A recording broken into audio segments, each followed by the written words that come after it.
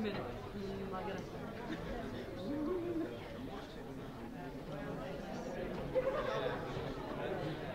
Let me do this. I can give you CV.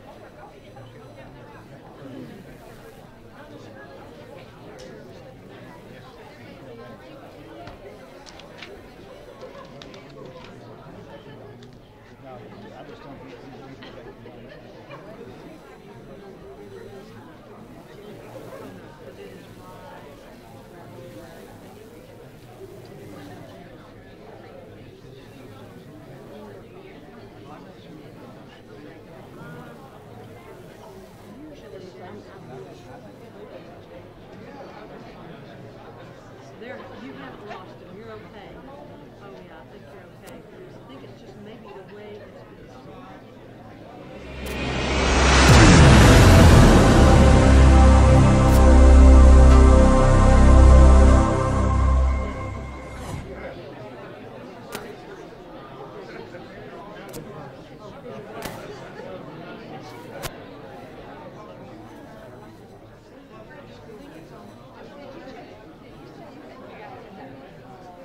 No.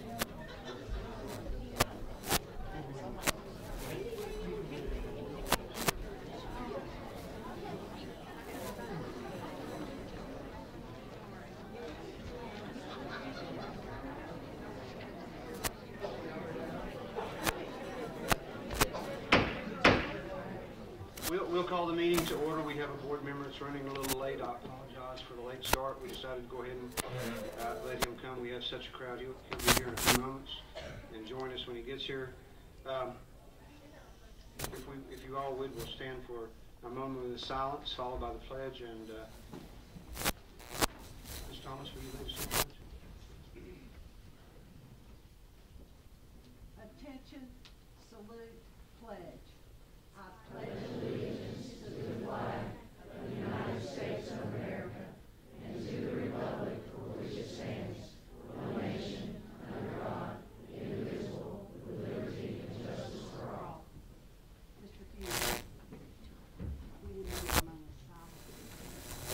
Okay. We'll do it now. You're in charge.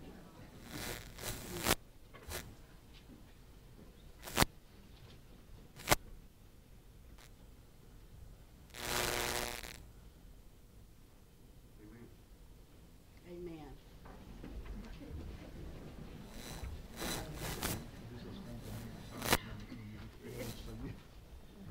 First order of business is to approve the agenda. When we approve the agenda, we also approve the consent agenda and all the items in it, including any special call meetings. So at this time, all those in favor of approving the minutes as they are distributed, say aye. Aye. Ayes have it, so ordered. I'll turn the meeting now over to the director. Good evening, and it's always good to see our parents and our students here this evening at any board meeting, and especially this evening. We've got several groups that we want to recognize tonight. Before we start our recognition, I do want to mention a few important dates. Currently in our high schools, we are having end-of-course testing. That testing will last for another week, closer to, as we get closer to Christmas. Hopefully we'll be finishing up with that. But then we'll go straight into our semester exams on December 20th and 21st. Additionally, on December 21st, we will be dismissing school on a half-day schedule in recognition of the Christmas holidays. We will be out for 2 weeks after that. At this time, I would like to say Merry Christmas to everyone, and I hope everyone has a joyous holiday season. This evening, I'd like to invite Mr. Smith to the podium at this time. And the first group that we're going to recognize tonight is our Mary Hughes volleyball team.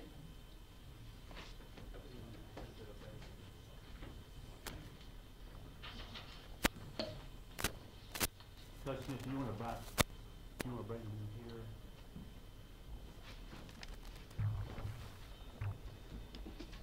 Board, I have the privilege tonight to recognize 2 of our teams from Sullivan County.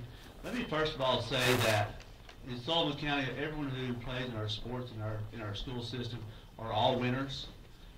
We really appreciate our coaches. We appreciate all our players who participate. But tonight we're having a special night because there's 2 teams we want to recognize for their accomplishments this year. Our first one we want to recognize, and I've seen these ladies before because this is not the first time this has happened. When I read over the accolades, it'll pretty much tell you what kind of remarkable job they're doing at Mary Hughes.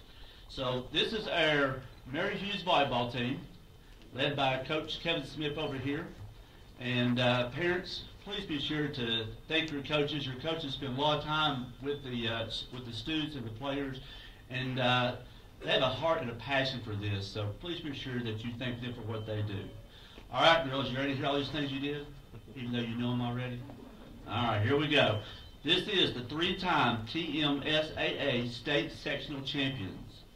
They also are the 3-time TMSAA Area 1 champions, 2-time Big 3 Conference and Tournament champions, ETSU Preseason Tournament Gold Division champions, East High Patriot Palooza Tournament champions, Rocky Top Classic Tournament Gold Division runner-up with a record of 36 wins and 1 loss, a 3-year overall record of, get this, 102 wins and 9 losses. Let's give this group a big round of applause.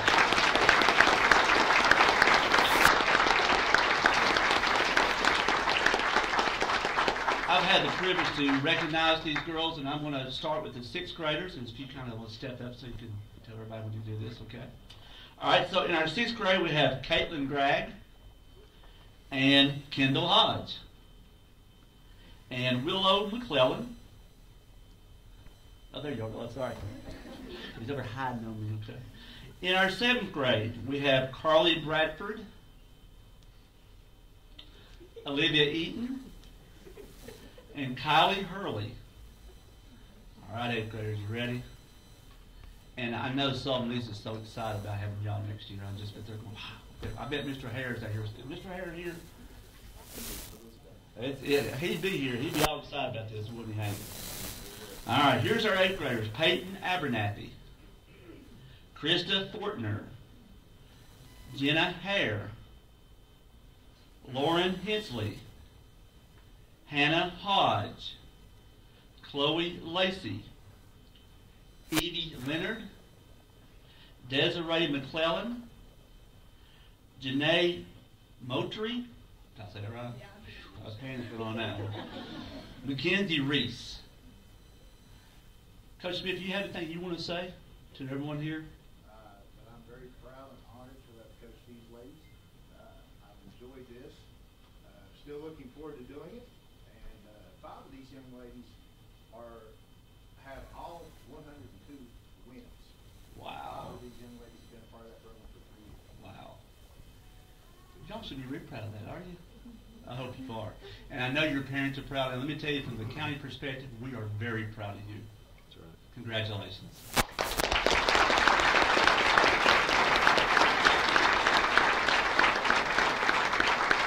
would like to ask all the parents who came out and supported them each night when they played, if you all would please stand up, let's be sure to recognize our parents also.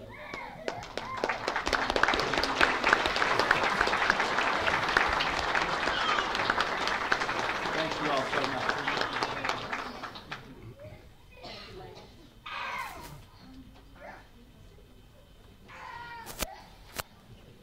We're going to take a second transition, okay? So let's be patient here a second.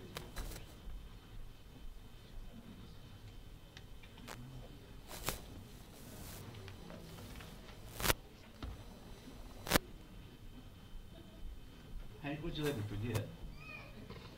I didn't recognize Kendall Iverson, too, for her hard work. Yeah, yeah, you did. That's my fault. I wanted to mention, too, Kendall Iverson was our assistant coach of this group, too. I didn't recognize her, and we're very proud of what she does, too. So thank you, Kendall. All right, is that everybody? All right, if our Holston Eagles football team will come up at this time.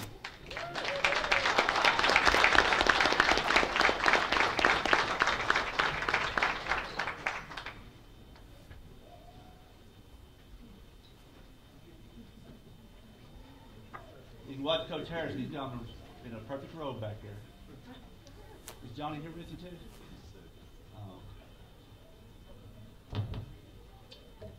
Well, guys, I was there at that championship game. Y'all were just amazing that night. The other team did not have a chance. I want to say congratulations to our hosting team. I'm going to go over their accolades too of what they accomplished this year.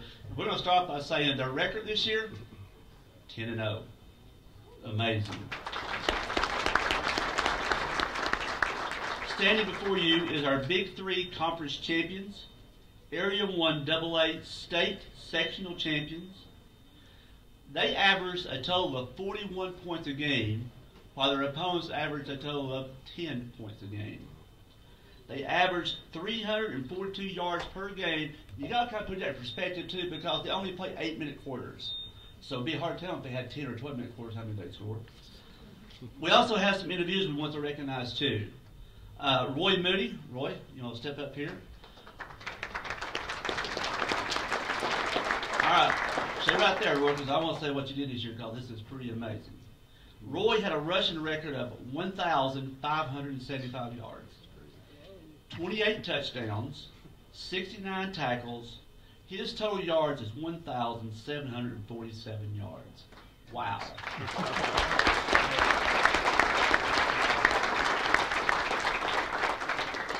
Luke Jenkins, if you will step up and sit right there for a second. Okay. Luke Jenkins had a total of 922 yards. He was 53 for 81 with 17 touchdowns, and here's the amazing one: 0 interceptions. Wow. Boy, I bet there's a lot of coaches out there wish they had you if you had no interceptions. Whew, that's amazing. This team here set a defense and set the record with a total of 26 takeaways. Guys, you all should be very proud of what you've done. You have accomplished a lot this year. And Sullivan County is very proud of what you've done. I'm going to recognize each of these by name at this time. So if you want to step back, guys, for a second. And I'm going to start, when I call your name, if you want to step forward, it'd be great. Okay, Bryson Horn, Jake Davenport, Luke Jenkins, Elijah Hall, Sam Harmon, Micah Turner, Ethan Branch, Carson Tate, Cale Bryant, Trent Moody, Roy Moody, Caden Coates, Tristan Denny, Wyatt Cochran, Cameron Baker, Dawson Toole, Logan Pierce, Bryce Harrison, Isaiah Kerr, Jordan Hart, Jackson Pickens, Jaden Tanner, Carter Sanders, Keenan Taylor, Adam Hunt, Trey West, Noah Hale, and Jeremiah Kirkpatrick.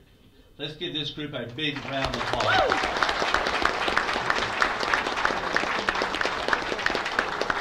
All right, parents, y'all got to stand up to be recognized. Thank you so much.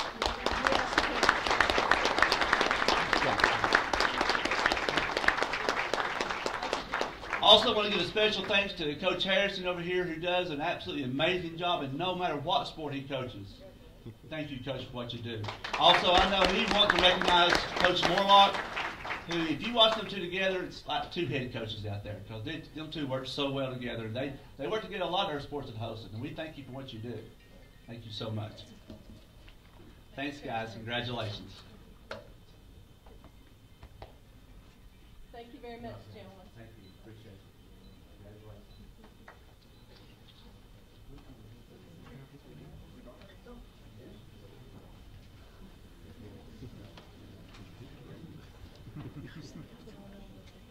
There's some big boys.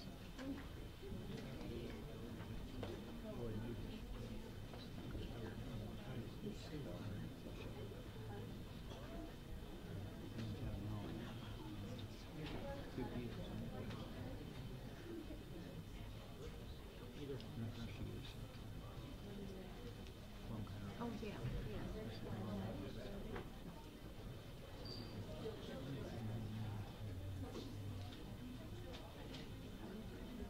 We'll take just a few minutes while we transition, and if there's people in the hall that want to come in and take a seat, please feel free to do so.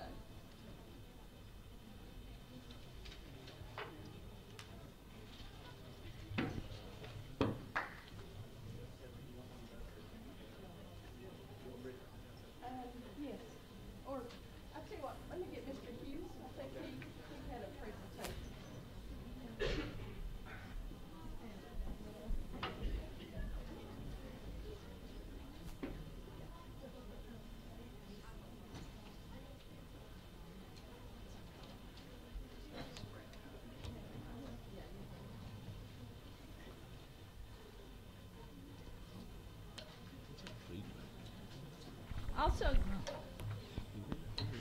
Also this evening, you can see that we have paid tribute to those athletes that have excelled. We also have a group here, another group tonight that we want to recognize, and that is our Christmas card contest winners. Additionally, you'll see that we had art displayed in the foyer as well as behind me of some of the art that our students have produced, and I invite you to look at that before you leave this evening. We have some beautiful pieces of artwork. We promise to get those back to parents. We're going to give these Christmas card entries back to parents tonight because I know it's something that you're going to treasure. So, this is always a highlight for me each year. I love getting the entries for the Christmas card contest.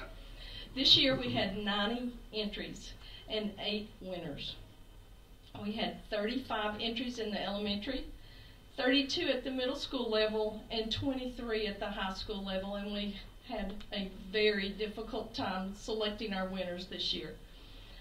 The first winner I'd like to invite to come forward is Jax Brown, a 4th grader from Holston Elementary.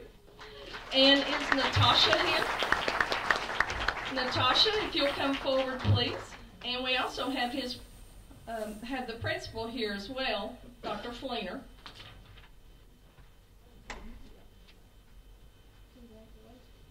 You want to show him the camera of yours? All right. We're going to let him hold his up for everybody to see. And each one of them get a copy of their card that we're using to send out to the constituents and community members in Sullivan County displaying their art. Congratulations, Jack.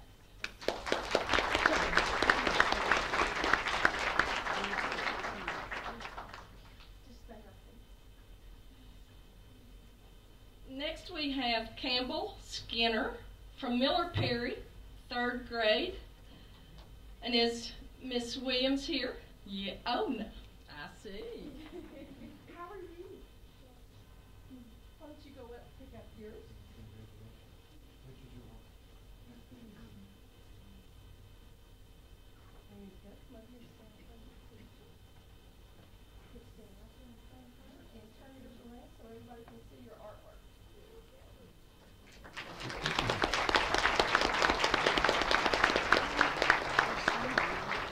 Congratulations, Campbell. Beautiful piece of artwork. And our last elementary winner is Cannon Slagle, Bluff City Elementary School, 2nd grade. Is Miss Dixon here? Mr. Dixon, I'm sorry. See how you can make that mistake. Let me get you all this thing right over here. Okay. Here you go. Sir? Like that. Congratulations. Great job.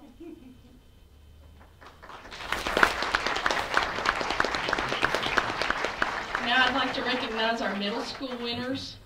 Kendall Hodge from Mary Hughes, 6th grade. Is Miss Hagee here?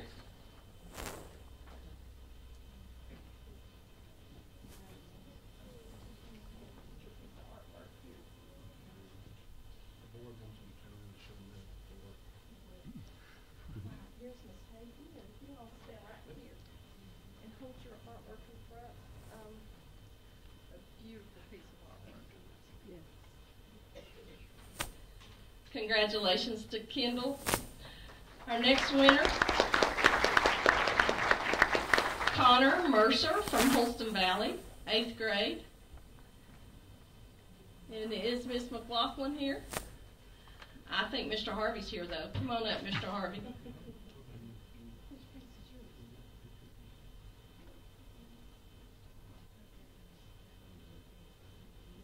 job. I want you to come up here. You and Mr. Harvey.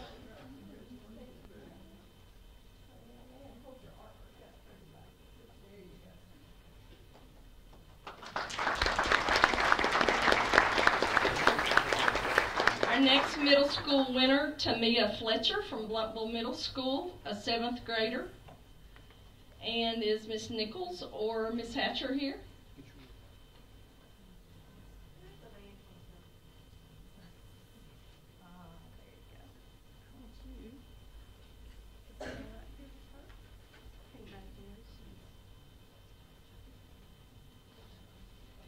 And last but not least, we have 2 high school winners.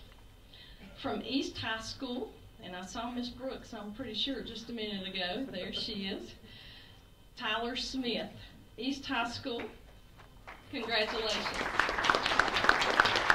Ms. Brooks, come on up. Get your piece of artwork. There you go. You just stand up there again. Hold that up in front of you. And our last Christmas card winner is from South High School, a 10th grader, teacher Holly Zoka, and I'm looking for Becky Bernard. Is Becky here? All right, I think we've got everybody but Becky then. If you all would turn around and hold your artwork up so our board members can see the artwork. If you'll hold it up for them to see. Great job.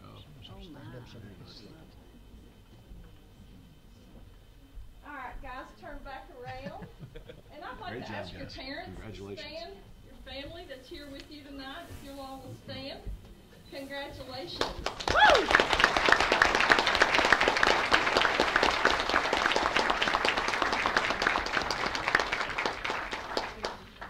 We're so proud of these students and their artwork, and so thankful that they took the time to submit their entries.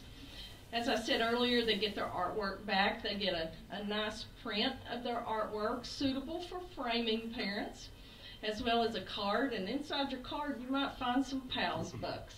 So that's probably going to be your favorite thing this evening. So thank you all so much for being here tonight. Again, we're very proud of you. We're proud of your work. And we might see you again next year. Thank you.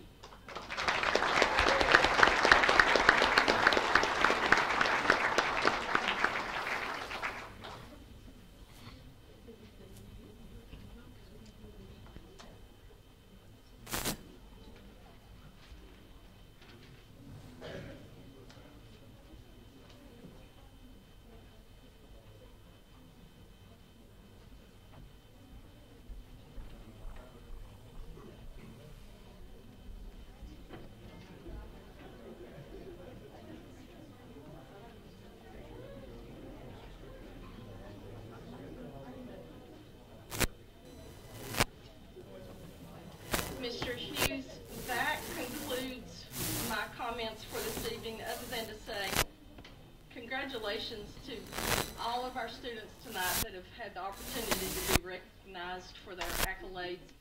We have many students throughout our school district who excel in all areas, academically, in the arts, as well as athletics.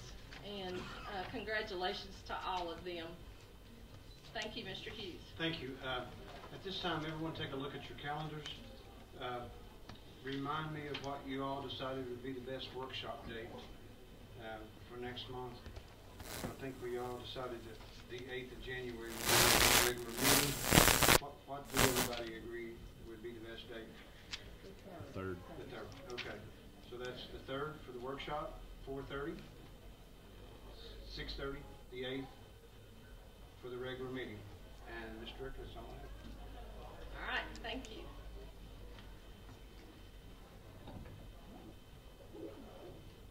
The next item on the agenda is unfinished business. We have done this evening, so we'll move to new business. First item is on new business is 7A, retiree dividend trust. I'm recommending increases as follows for retiree dental insurance as recommended by Blue Cross Blue Shield. $1 increase on the month for individual, $6 on the month for a 2-person, and $25 on the month for a family. I recommend approval. We have a recommendation. Do I hear a motion? I'll move. Motion made by Mr. Jones. Do I hear a second? Second, Ms. Thomas. Discussion. I'd like to make a few comments. Even though we're making this increase, we're still going to look at the cost next year for state insurance and maybe those costs could come down in the next cycle, correct? Correct. And I think it's important to note that there's not been an increase since 2006. Any other comments or discussion? Hearing none? Mr. Gilmore? Approved, yes. Mr. Hughes? Yes. Mr. Iverson? Yes. Mr. Jones? Yes. Mr. Robinson? Yes. Mr. Spivey? Yes. Ms. Thomas? Yes. Item 7B is an actuary study. I am recommending that we do an RFQ, request for qualifications, for an actuary study for all insurances in our school district. This is not, this type of study hasn't been done since the early 2000s, and I'm recommending this evening that we proceed with an RFQ for an actuary study. We have a recommendation. Do I hear a motion? Motion by Mr. Gilmore. Do I hear a second? Second by Mr. Spivey. Discussion on the motion. Hearing none? Mr. Hughes? Yes. Mr. Iverson? Yes. Mr. Jones? Yes. Mr. Robinson? Yes. Mr. Spivey? Yes. Ms. Thomas? Yes. Mr. Gilmore? Yes. Item 7C is the appointment of a special question committee in regard to collaborative conferencing. The teacher representatives being recommended this evening are Jeremy McLaughlin, Kim Blevins, and Christy Richardson. From the board, we need to also appoint 3 members, and at this time, I'll turn that over to Mr. Hughes. Well, Mr. Iverson has been designated as the collaborative conferencing board member. So, Mr. Iverson, do you have two people that you'd like to include on that committee? Because since you're going to be over it, I'd like for you to have some input. Yeah, I spoke to 3 of the different members. All 3 were actually ready to do it. But after talking with them a little bit more, I'd like to recommend Jane Thomas and Paul Robinson. Okay. There's a motion on the floor that Mr. Iverson, Ms. Thomas, Mr. Robinson be on the collaborative conference committee. And the director mentioned motion. So moved. Second by Mr. Gilmore. Any further discussion? Hearing none? Mr. Iverson? Yes. Mr. Jones? Yes. Mr. Robinson? Yes. Mr. Gilmore? Yes.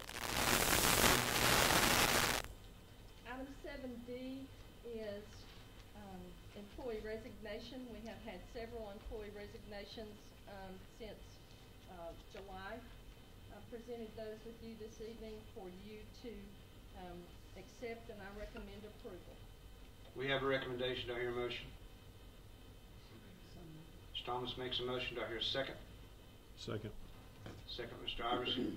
Discussion on the motion. Hearing none? Mr. Jones? Yes. Mr. Robinson? Yes. Mr. Spivey? Yes. Ms. Thomas? Yes. Mr. Gilmore? Yes. Mr. Hughes? Yes. Mr. Iverson? Yes.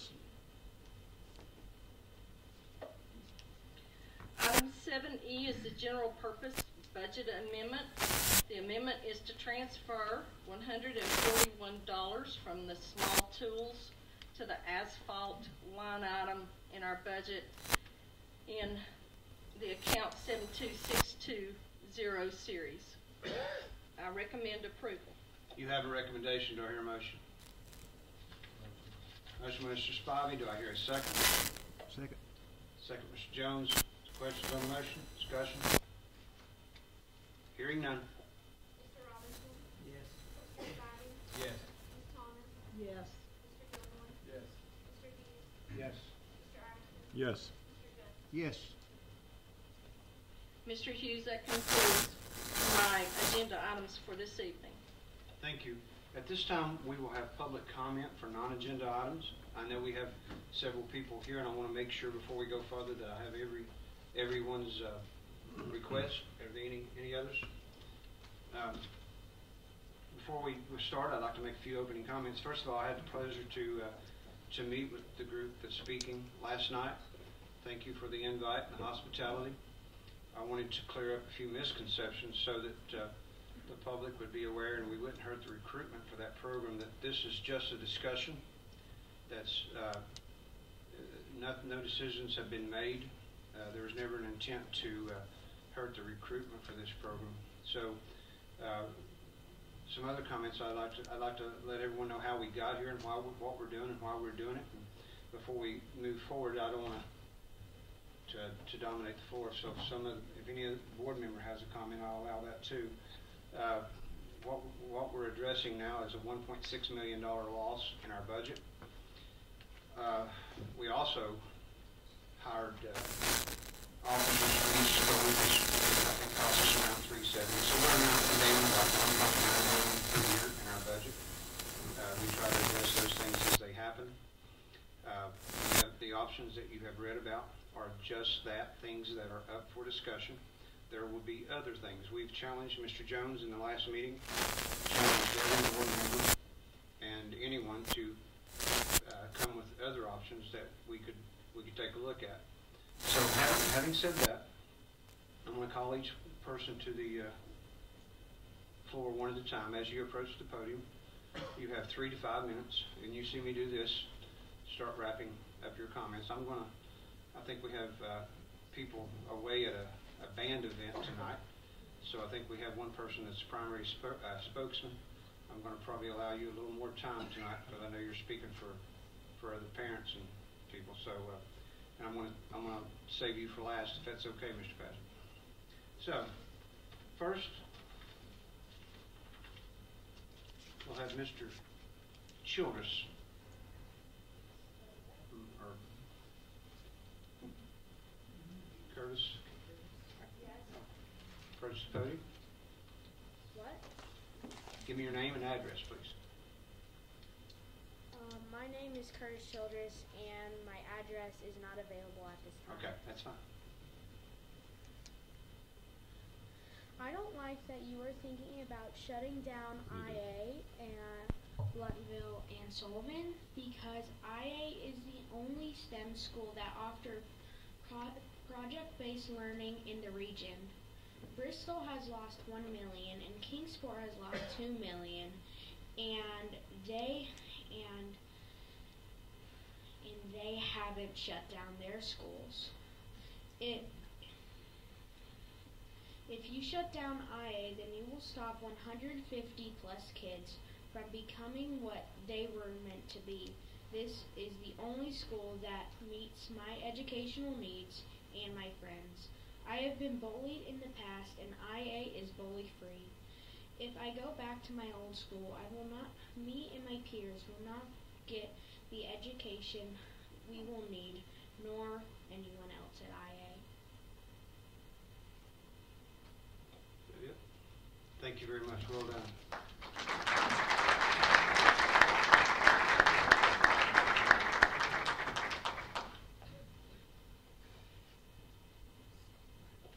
Next, Leslie Carr.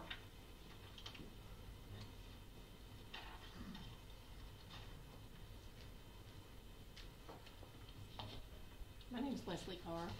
I live at 301 Hillsborough Road, Blunteville. I teach at Blunteville Middle School. I'm sorry that we don't have more parents here tonight. We have a band concert also, so we have lots of students and parents involved in that.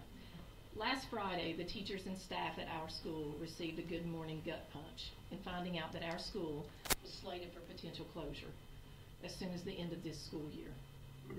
We felt like we were smacked in the face with that information because we had no prior notification. We found out from a bus driver who had seen it in the paper, and we all scrambled to get to the computers to read the paper. We had been told at a meeting in our school in February of 2016 that Blunteville Middle and Holston Middle would be combined at Central as soon as the new high school was opened, and that we had no worries about closure or moving until then, but obviously that was not the case. We seem to be the sacrificial lambs here. In an attempt to show that efforts are being made to save funds, our students and staff are the ones who are going to suffer the consequences. Blumpville Middle has a more centralized location. Students who are going to ride buses from West Bristol addresses and other Bristol addresses are going to have a lengthy ride all the way to Holston. As a coach, I have had students who were unable to participate in sports because their parents simply didn't have the money to buy additional gas to come get them at practice. If they move as far as Holston, their chances of participating not only in sports but in any other after-school activity, dances, chorus, concerts, anything like that, are going to be virtually non-existent. Our building and facilities are utilized by the community probably as much or more than any school in the county. The grounds, the gym, the classrooms, all of them are used by countless community members daily for exercise, for club athletics, all sports, all ages. You go by that gym any day of the week, day, night, whatever, there are people there. The track stays full of people.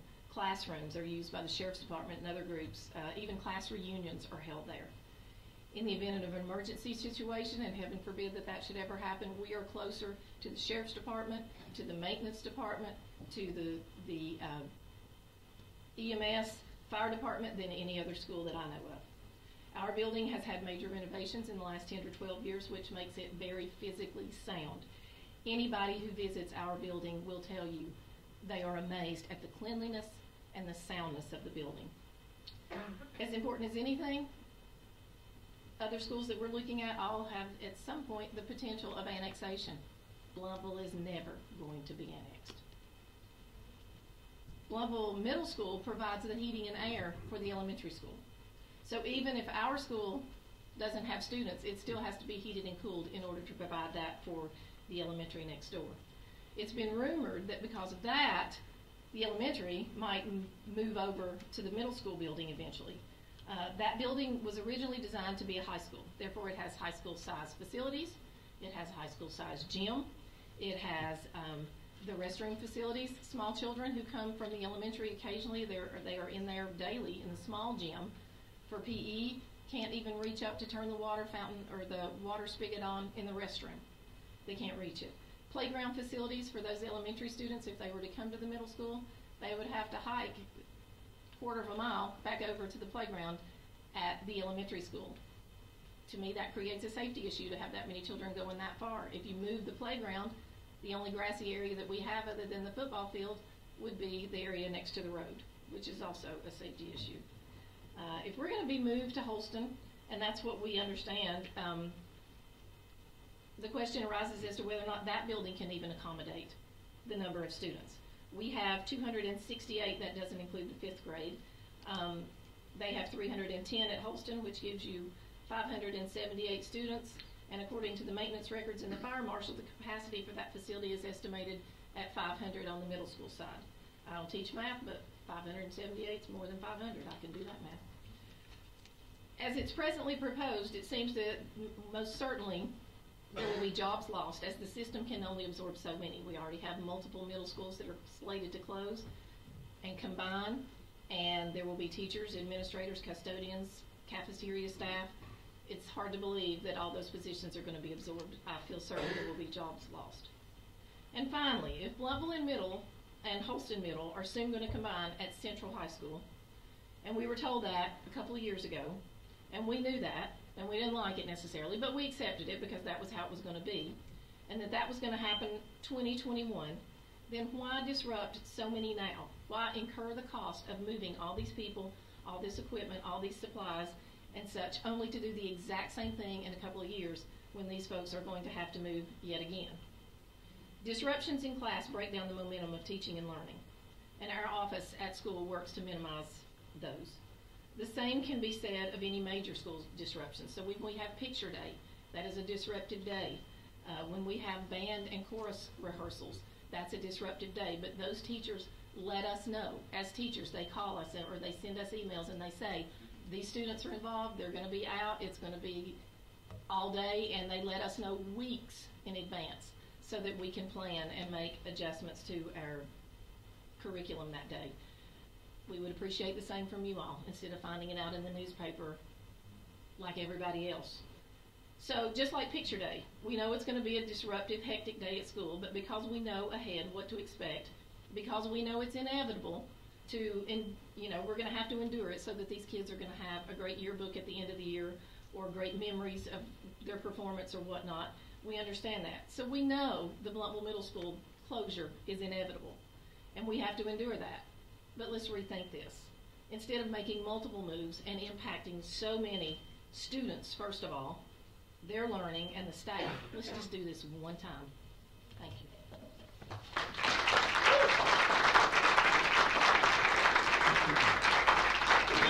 Thank you for your comments. I would like to address the way the information got out. That would be the responsibility of the board. We asked the director to bring us options. She did not have the option to talk to people before she presented it to us. And the media was there, so it got out that way. We have to do things, have our meetings in the sunshine and under the sunshine law, and she's strictly done exactly what we asked her to do. So the way it got out was the board's responsibility, not the director. That we asked her in October to bring us options, and that's the way we wanted it done.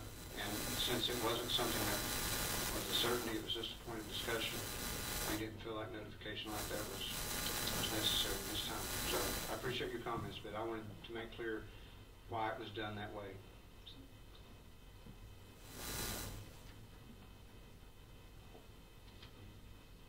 Next speaker is Avery Padgett.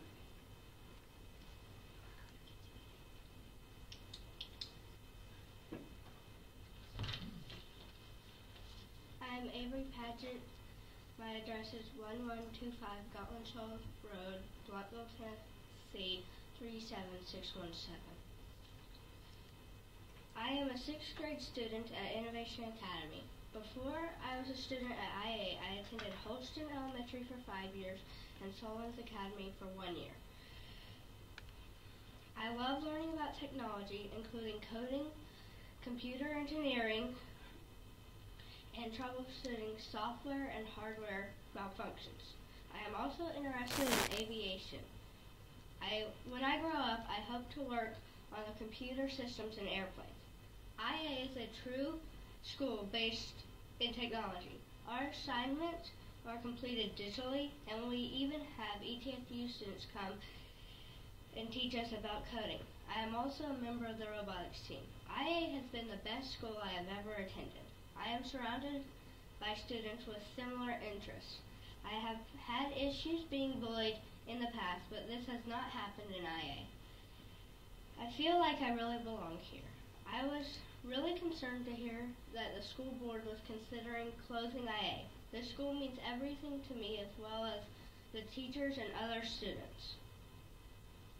Please do not close our school. Remember, we are the future leaders of this community and country. Thank you very much.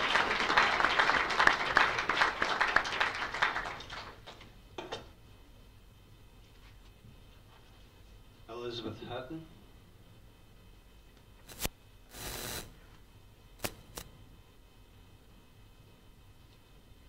I've read in the paper today, and I hope this isn't redundant information for the school board, but I wanted to break it down, and I have a sheet that I would like to pass to the board.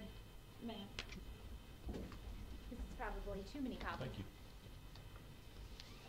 So I read in WCYB today, they posted that the Tennessee Department of Education report card. I'm sorry. Elizabeth Hutton, 4091 Highway 11E, Bluff City, Tennessee.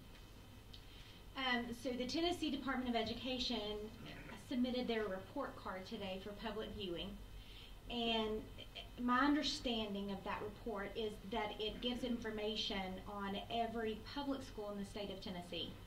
So I quickly compiled the information that I felt would be relevant for this board to consider and tried to put it in a very user-friendly format. And Innovation Academy is placed at the top, and that's simply because they are at the top. They are the only school in Sullivan County that received an academic achievement rating of 4.0. We are zoned for my children to attend Bluff City Elementary and Middle School. We have chosen to not send our children to that school. We've paid for private school.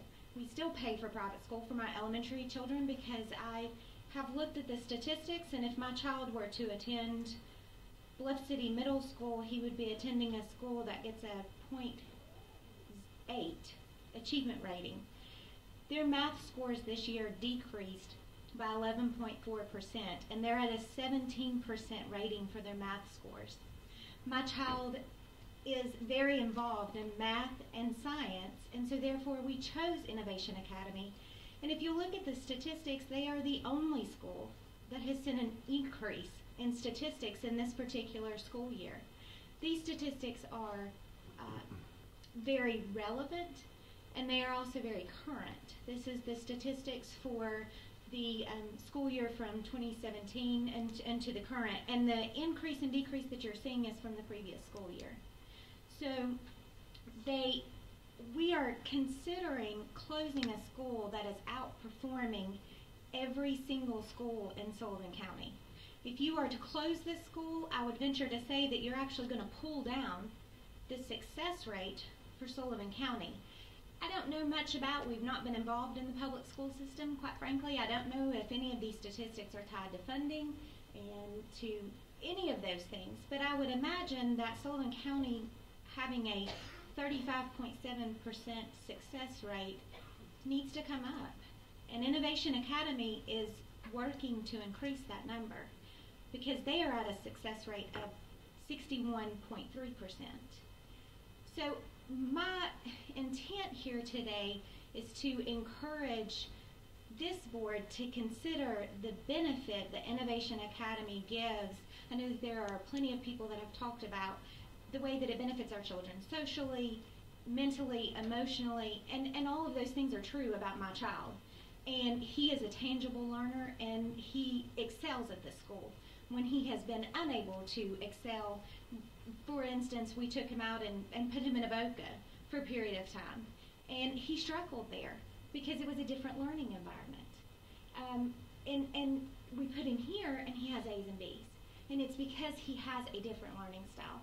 And that is so true, and we heard that. I know Mr. Hughes can talk about that. We heard that over and over again last night, that each student at Innovation Academy is unique and has a unique learning style that IA caters to, and it's one of the only schools in Sullivan County that caters to that learning style that these students require and need. And obviously they are being very successful, and that shows in the objective numbers that you are looking at, and I hope this information is useful to you in making your decision. Thank you.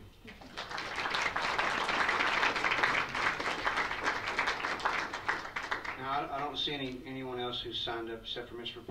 Pageant, but before we come to him, last night as that meeting ended, I talked to 4 of our students over there, and I was really impressed with what they had to say, and I don't see those young ladies here, but if one of those young ladies, I do to see one now, if you would like to speak, you're welcome to.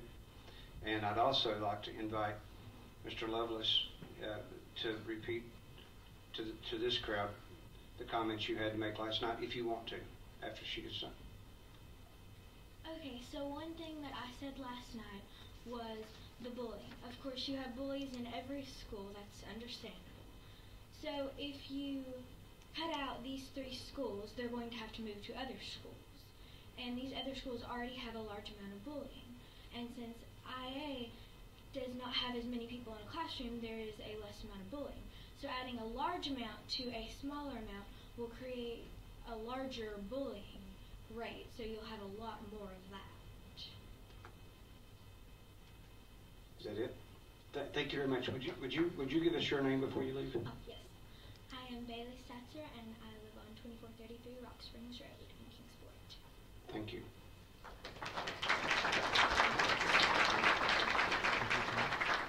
Bailey.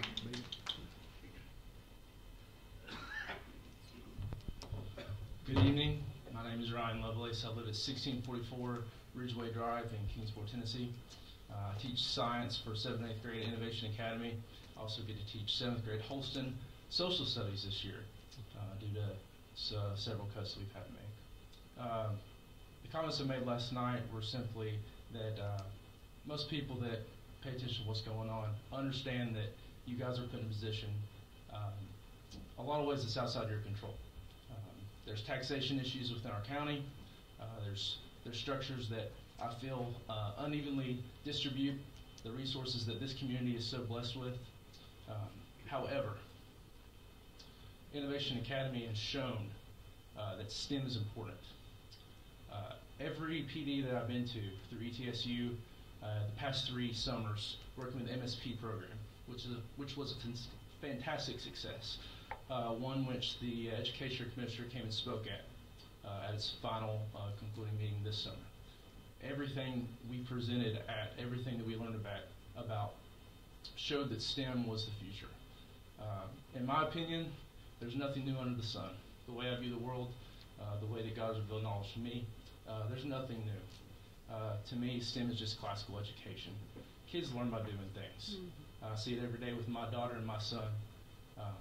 In my opinion, giving them opportunities to do things and supplementing that with direct knowledge is not STEM, it's best practice. So for this time, you saw fit to provide the students of Sullivan County the opportunity to attend Innovation Academy. If that closes, so be it. I understand that you have a bottom line. However, we would simply ask that you continue to push forward and make STEM a priority within Sullivan County. Thank you very much. Thank you.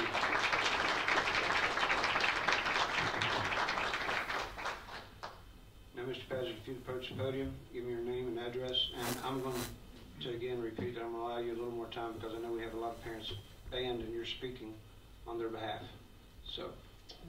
My name is Rodney Paget. Address is 1125 Gotland Shoals Road, Bluntville, Tennessee. I am, again, representing, of course, my family and several parents and students from the school that couldn't make it because of the band.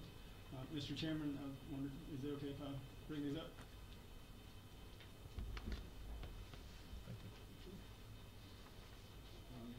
Some of that may be a little more obsolete, considering that they just came out with new stuff today. But so the reason I'm here, obviously, is in regards to the article that's been mentioned, the almost $2 million budget kind of downfall or deficit that we're at right now. One of the options that were put in that article included these 3 school closures, 2 of which were scheduled, as she had said, to go into 2021. Ours wasn't really scheduled to close, but just to enter that phase. And from what we understand, I'm going to talk mostly about IA because that's where I'm from. That's my son's 6th grader there. So we're looking at saving an estimated $420,000 minus about $126,000 in attendance funding. So that would take the savings of down to like $294,000, which is about 0.03% of the $84 million budget. And as it has been so quickly stated here, IA is a very high-performing school. In that paperwork that you've got there, schooldigger.com put us at 46 out of 500, I think in 63 middle schools in the state. The next closest county school to us is Colonial Heights at 126. The next closest city school to us is middle school-wise is Robinson, which was 71st. So we're up there. We're leading the way.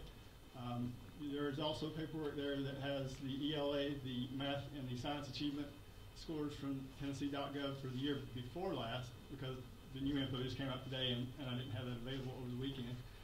That is not straight from the website. I kind of tallied all that so that it would be easy reading, so to speak, okay? And that shows kind of the below basic knowledge, proficiency, and mastering, if you kind of go through that chart. Left side, you want small numbers. Right side, you want big numbers. We're leading the way there. We're ahead of most schools, almost all schools, actually, in the county middle school system. So we were 2017 Tennessee Reward Achievement School, which is based on a top 5% achievement. Pretty big recognition. So, you know, we again, I know it's a little bit redundant, but we feel like we're at the top of the pile. We feel like if anything, our school should be mirrored to some degree. We should take some of our STEM stuff and actually work it over into other school systems because it seems like it works. And as Mr. Lovelace had mentioned, kids learn by doing. It doesn't stifle them. The STEM brings out the best in them. they work together in groups, they work as individuals, and so it brings out a lot of good qualities there. As far as the school closures go, I mean, the concerns the parents have brought to me are a lot. A lot of it is overcrowding issues. If you bring 300 kids from here, put in 300 kids there, plus if you keep IA, that's another 140. If you do away with IA, you are going to probably lose a chunk of those kids to either homeschooling or going back to the counties or their school that they would go to.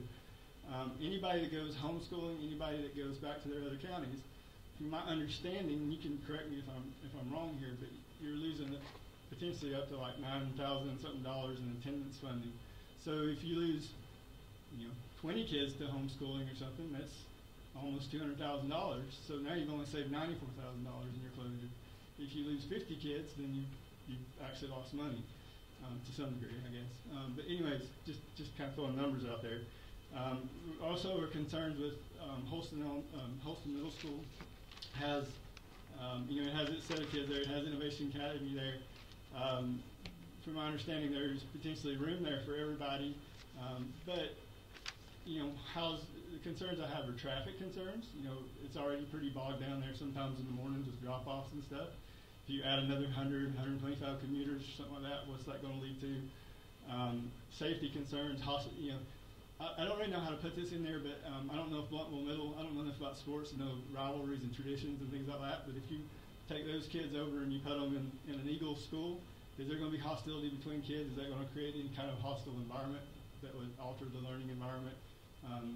Is there going to be those sort of concerns? And that was some things that were mentioned. Versus if you are going in 2021 where they're all going into one school, then they're all going into one program. Everybody's going to kind of buy into that. All the previous traditions are going to be kind of swept away a little bit. As far as personnel goes, our IE teachers are great. I think the test scores obviously would indicate that, and the way our kids do indicate that. A lot of the article mentioned a lot of the savings would be personnel. I understand that there are going to be some teachers that are potentially retirement age. The question is going to be, are they going to want to retire, or are we going to lose personnel over this? I would vouch for the IA guys that I would want them to not be lost because they can still spread their knowledge on the STEM techniques and learning, the project based learning and whatnot. And I think that they do that already. I think that they help with the other like middle school teachers and trying to bring that along as well. As far as the funding goes, I'd like to get in that a little bit if you allow. My concern is that we will come up here and speak to the board and they'll indicate that the county commission removed this $1.6 million. And then we'll go to the county commission and they'll say the board's got a reserve fund, they should be able to deal with this. And if nobody's going to be willing to give or work through this problem a little bit, then we as parents are going to get stuck in the middle of it, and our kids are going to get stuck in the middle of it. Our thoughts would be, it'd be nice if the two could just kind of work it out, figure it out so that this doesn't turn into a school closure issue before that 2021 timeline. I'm definitely going to probably talk to the county commission at one of their meetings as well.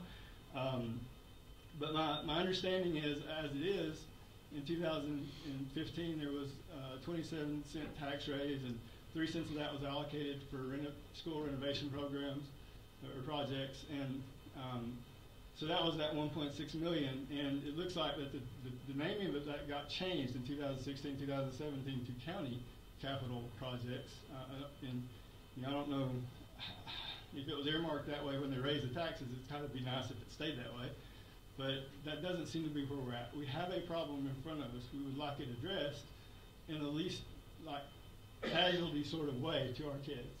And so it would be appreciative if you guys could work that through. From my understanding, there's also been tax increases that kind of go toward the actual bond that is the high school.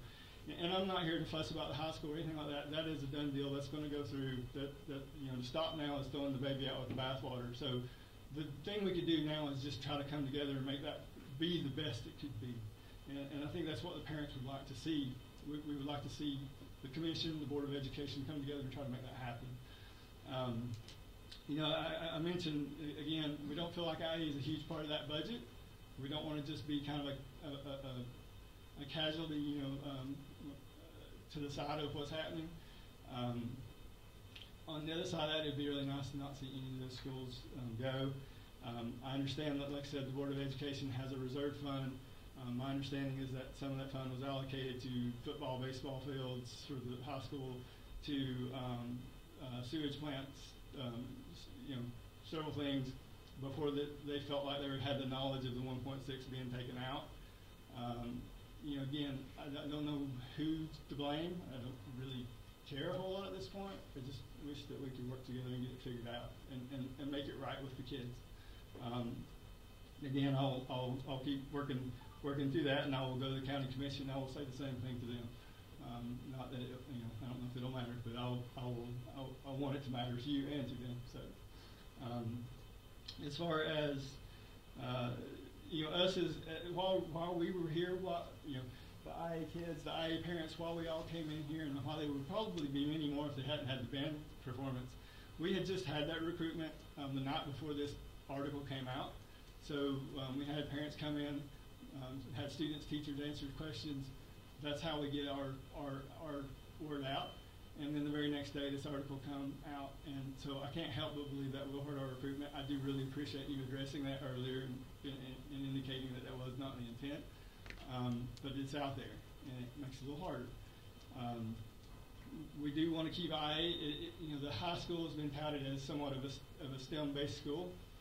We think that having a feeder system into that would be great. And again, I would, because our scores are high, I would encourage you guys to keep our school here, but also, you know, maybe try to mirror it in ways, set up programs in other schools to kind of work toward that STEM project-based sort of learning system. And I'm sure I am not mentioning some things. I'm not a great public speaker, so I apologize for that. But that is a large chunk, I think, of what the parents that I had talked to, you know, had to say. They want it worked out. They don't understand why our little bit of the budget is getting so much attention here.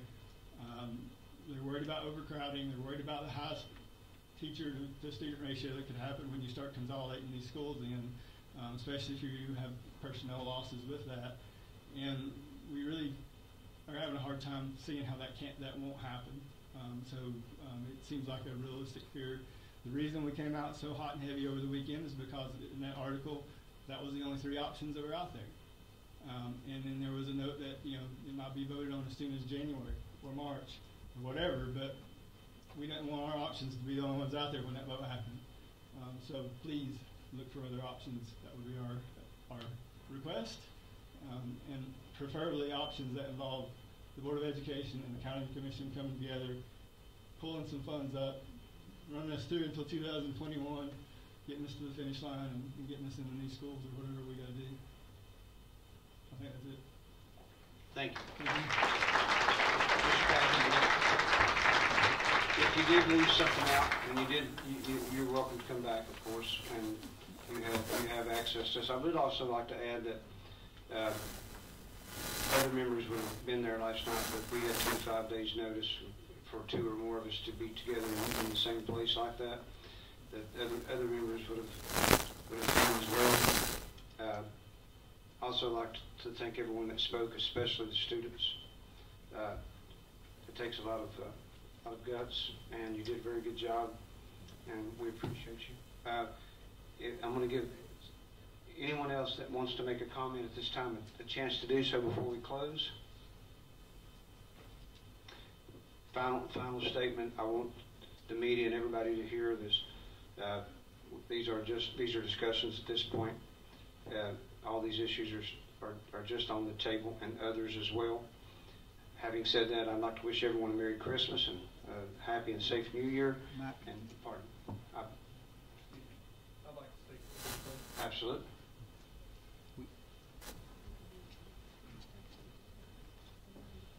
Good evening. My name is James Roberts. I live at 231 Lakeview Drive, Bluff City, Tennessee. I have several children that attend various schools in Sullivan County.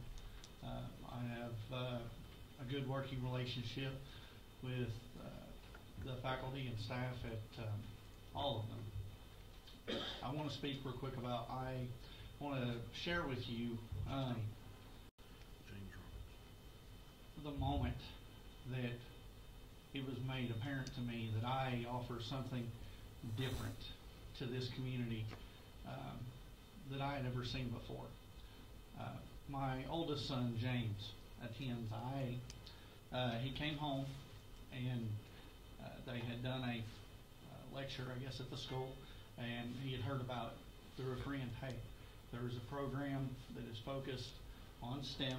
It's focused towards that style of learning. It's focused towards getting you more involved instead of necessarily sitting in a classroom in a desk all day. He was excited. He was eager. He also missed the cutoff. Unfortunately, his 6th grade year, it wasn't an option for him. His 7th grade year, he came up and said, Mom, Dad, I'd like to go to IA this year. Sure. We looked into it, found out what it required. Obviously, living in Bluff City, we have to make concessions in order to get him to Holston, where IA is located now. At the beginning, I was skeptical. I'm not going to lie. It seemed like a lot of work just for him to go to a different school. However, I will say that we went through the motions. We applied. We were accepted. We were notified that we were accepted, and we received an invite. Some of the students spoke earlier referencing bullying in other schools and other environments. Not to say that any of the schools in Sullivan County are open to bullying, but there's a certain feel when you walk into any of the schools. They feel very much like an institution. They feel very much like a school. When we went to tour IA to learn about it as parents with my son, that is not the feeling we got. We were welcomed. Not just by faculty, not just by staff, not just by parents that were pleased with the service that this program is providing. We were welcomed by students. A plethora of students came up to my son, welcoming him, telling him about the school, eager to take him on a tour. We had teachers telling us about the various program offerings. Again, I'm not saying anything negative about any other program in the county, but the setting, the atmosphere, even going there now to pick my son up early for a dentist appointment, it is a different feel when you walk in. I did not have a prepared speech. I did not have prepared numbers that some of the other parents have had. The numbers, I think, are very clear and speak very highly of this program. I think they reinforce the fact that we shouldn't tarnish the system as a whole by depleting the best, by depleting the top. I'm just going to add one final note. Approximately 18 years ago, I stood here before this board at Sullivan East High School when the board was considering removing ROTC from the Sullivan East High School. The board fortunately made the decision to keep it, and that program has been filtering community leaders into this community and the nation abroad ever since. To this day, I maintain a close friendship with Harvey Anderson. I consider him a lifelong friend and mentor. Speaking for my son, I have a feeling that he is going to have that same type of relationship with the educators that he interacts on a daily basis at IA. I believe that they are there, they are centered, and they are focused on our children. And I think to allow financial difficulty overshadow what this program actually brings to the community would be a great tragedy. And I urge you, I don't have an answer. I just recently learned about the consideration of the program being closed. I would be very happy to read every book I can to try to help any way I can to keep this program. But for right now, it's something that you guys have to figure out. You have to decide. All I can say is that coming from a parent, coming from a community member, you have my support, and I sincerely hope you can work together. You can collaborate with the county commission. You can do whatever you need to do and find a way to maintain this program. Thank you. Thank you. Before we close, I want to remind the people on the Collaborative Conferencing Committee to hang around for a few minutes. And I'd also like to mention, if I could, I see several county commissioners and I'm blind, so if I miss someone, please speak up. And thank you for being here. I'd like to recognize you, Mr. Harkroll. Thank you for coming. Mr. Stidham, Ms. Stanley, Ms. Starnes, Mr. Jones, Mr. Cole. Thank you for being here tonight. And if I miss someone, I can't see very well, so please speak up. Hope I did. Thank you so much for showing up tonight. I said Mr. Jones, didn't I? I said it twice. There's two of us. There's two Mr. Jones. Thank everyone for coming tonight, and thanks for the comments. We did allow some leeway on time because I know there have been more parents here tonight to speak. Had it not fell on a night, we had a band event. So, having said that, if no one on the board has anything else, I'm going to call this meeting adjourned.